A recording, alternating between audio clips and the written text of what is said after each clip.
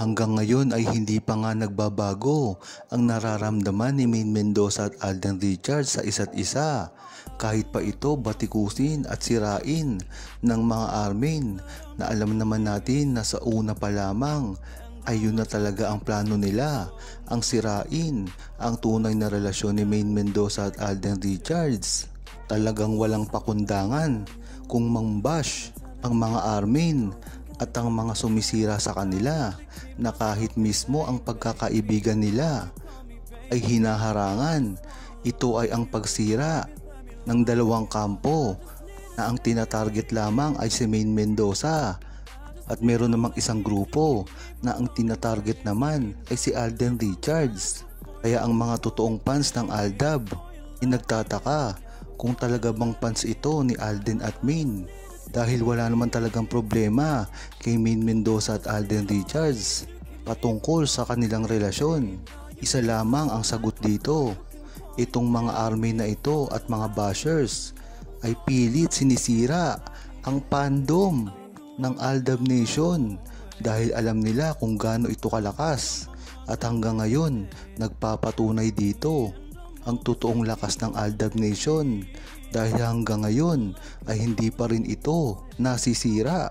Kaya ang ginagawa nila, siraan ang isa't isa. Akala nila ay magagalit ang magkahating fandom. Doon sila nagkakamali. Dahil ang Aldab Nation ay united talaga sa simula pa lamang. Kaya nga nabuo ang True-Blooded ADN na siya namang kumokontrol sa nagiging aksyon ng mga fandom. Bagamat maganda pa rin ang tunay na relasyon ni Maine Mendoza at Alden Richards, sa tingin ba nila ay napapanahon na para maghiwalay muna sila dahil na rin sa mga pambabash na natatanggap nila ay naaapektuhan na ang lahat ng mga pamilya nila. Alam naman natin kung gaano talaga tunay nakaklose si Maine Mendoza at Alden Richards pagdating sa likod ng kamera. Ngunit marami ang nagbabati ko sa kanila pag sila ay magkasama na sa harap ng kamera. Kaya't minabuti na nila na hindi muna magsama. Ngunit tiwala ang ADN. Hindi ito kaso sa pribado nilang buhay. Talaga naman kasi kailangan nilang magpalamig muna dahil mainit ang mata ng mga bashers at mga armin sa tunay nilang kinalalagyan. Kaya kung ako rin kay Maine Mendoza at Alden Richards ay hindi rin ako magdadalawang isip na maghiwalay muna. Dahil nga naman para ito sa kanilang growth. Dahil alam naman natin na si Alden Richards ay meron ng kumpanya at naghahanda na ito para sa pribado niyang buhay. At ganun din naman si Maine Mendoza. Napakarami niya na ring business. Kaya ang paglabas niya sa TV ay parang isang hobby niya na lang. Kaya panalo pa rin sila sa bandang huli dahil alam ng buong Aldab Nation na napakarami na ring resibo ang lumalabas hanggang ngayon patungkol sa tunay na relasyon ni Maine Mendoza at Alden Richards at kahit kailan ay hindi na ito masisira at mababago pa ng mga bashers. Sa dami nga ng bumabatikos kay Alden Richards at Maine Mendoza, mas makakabuti pa na sila ay pansamantala muna na maghiwalay at hindi magkita sa harap ng telebisyon dahil na rin ito sa kontrata ng dalawa. Isa si Alden dito na isang ka-exclusive contract sa GMA7 at ganun din si Maine Mendoza na hawak naman ng TVJ sa Channel 5. Dahil ang pagkakaalam ko, pag si Maine Mendoza at Alden Richards ay nagsama ngayon, tiyak marami silang mababali ng mga kontrata. Maaaring makasira sa kanila ito sa kanilang management. Ang maganda kasi dito, naharap lamang ng kamera ito dahil ang mga sponsors ay hindi naman nakakailam sa kanilang mga pribadong buhay.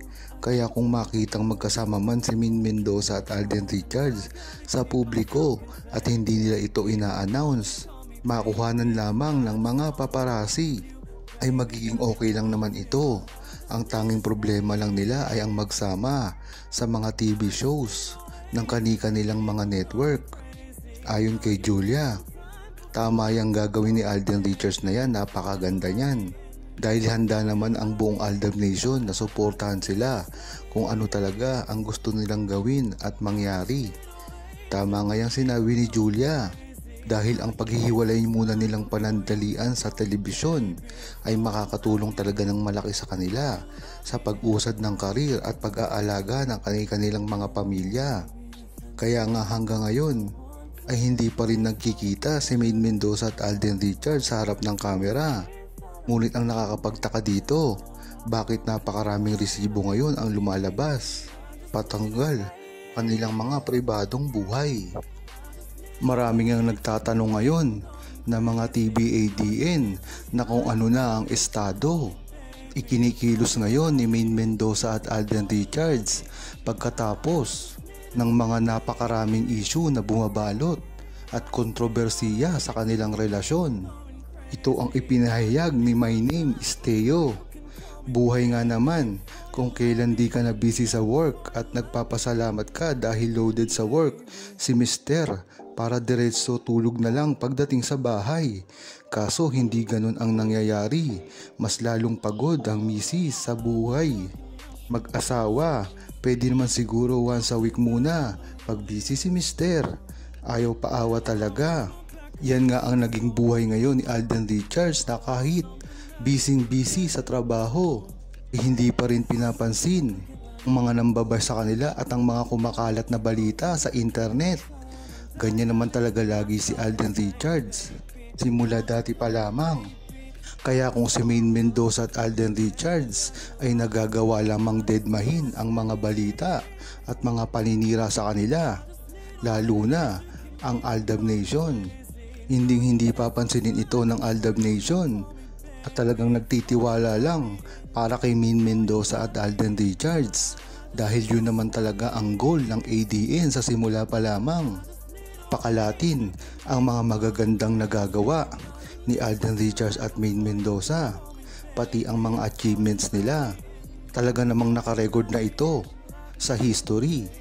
Kaya kung may ibang magtatanong kung ano ba ang nagawa at naitulong ng Aldab at ni Maine Mendoza at Alden Richards, ay ito ay manggagaling lamang sa true-blooded ADN na alam na ang totoong history ng mga natulungan ng Aldab.